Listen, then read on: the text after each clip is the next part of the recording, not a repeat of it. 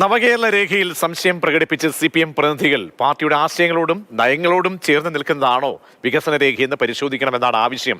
Fees ഈടാക്കി സേവനം നൽകുന്നത് പാർട്ടി ലൈൻ ആണോ എന്നും കോഴിക്കോട് നിന്നുള്ള പ്രതിനിധി KT കുഞ്ഞിക്കണ്ണൻ ചോദിച്ചു. സ്റ്റെഫിൻ നൽകും വിവരങ്ങൾ. സ്റ്റെഫിൻ, നവകേരള രേഖ അത് അവതരിപ്പിക്കുമ്പോഴുള്ള സർക്കാരിന്റെ പാർട്ടിയുടെ ഒക്കെ തന്നെ നിലപാടിൽ എന്ത് ചോദ്യമാണ് ഇപ്പോൾ ഉയരുന്നത്?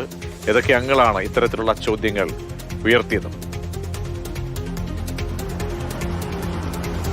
പ്രതിഷേധത്തിൽ നവകേരളത്തിന് വേണ്ടിയുള്ള പുതുവഴികൾ എന്ന മുഖ്യമന്ത്രി അവതരിപ്പിച്ച രേഖയിൽ വിശദമായ ചർച്ച ഇന്ന് നടന്നു എന്നുള്ളതാണ് മനസ്സിലാക്കാൻ കഴിയുന്നത്. അതിലൊരു വിമർശനാത്മകപരമായി തന്നെ അതിനെ സമീപിച്ചിരിക്കുകയാണ് പാർട്ടിയിൽ ഈ പ്രതിനിധി സമ്മേളനത്തിൽ പ്രതിനിധികൾ. കാരണം അത് ഇടത് ലൈനാണോ അല്ലെങ്കിൽ ഇടതിന് ചേരുന്ന ഒരു നയമാണോ എന്നുള്ളൊരു സംശയം പലരും പ്രകടിപ്പിച്ചു. അത് നേരത്തെ തന്നെ പറഞ്ഞു വരുന്ന കാര്യങ്ങളാണ്. കാരണം സ്വകാര്യ നിക്ഷേപം കണ്ടെത്തുന്നു, അതോടൊപ്പം തന്നെ വിഭവ സമാഹരണം കണ്ടെത്തുന്നു.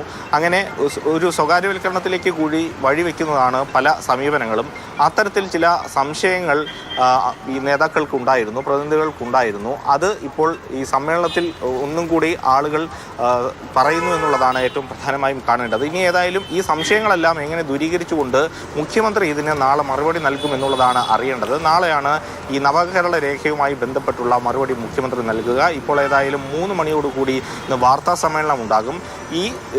ഇപ്പോൾ ഈ പ്രതിനിധികൾ സമ്മേളനത്തിനകത്ത് ഉന്നയിച്ചിരിക്കുന്ന സംശയങ്ങൾ അത് നമുക്ക് ഒരുപക്ഷെ MP ഗോവിന്ദനോട് ഈ കാര്യങ്ങളെല്ലാം ഇന്ന് വിശദമായി തന്നെ ചോദിക്കാം. അതിനുള്ള മറുപടി അദ്ദേഹത്തിൽ നിന്ന് പ്രതീക്ഷിക്കുന്നുണ്ട്. ഏതായാലും നാളെ ഔദ്യോഗികമായി മുഖ്യമന്ത്രി ഈ കാര്യത്തിൽ എന്ത് വിശദീകരണം നൽകും, എങ്ങനെയാണ് ഇതുമായി ബന്ധപ്പെട്ട് മുന്നോട്ട് പോകുന്നത്, എങ്ങനെയാണ് പല തരത്തിലുള്ള പ്രതിസന്ധികൾ പ്രശ്നങ്ങളൊക്കെ തന്നെ ഇപ്പോൾ ഇതുമായി ബന്ധപ്പെട്ട് നിലനിൽക്കുന്നുണ്ട്, അവ്യക്തതകൾ നിലനിൽക്കുന്നുണ്ട്. അതൊക്കെ പരിഹരിച്ച് എങ്ങനെ മുന്നോട്ട് പോകാൻ കഴിയുമെന്ന് മുഖ്യമന്ത്രിയുടെ വാക്കുകളിൽ നിന്നും നാളെ മാത്രമേ അറിയാൻ കഴിയുകയുള്ളൂ. ഒപ്പം മുന്നണിക്കുള്ളിൽ ഇതെങ്ങനെയാണ് ചർച്ച ചെയ്യാൻ പോകുന്നതെന്ന് അടക്കമുള്ള കാര്യങ്ങൾ പ്രതീക്ഷിക്കുന്നു.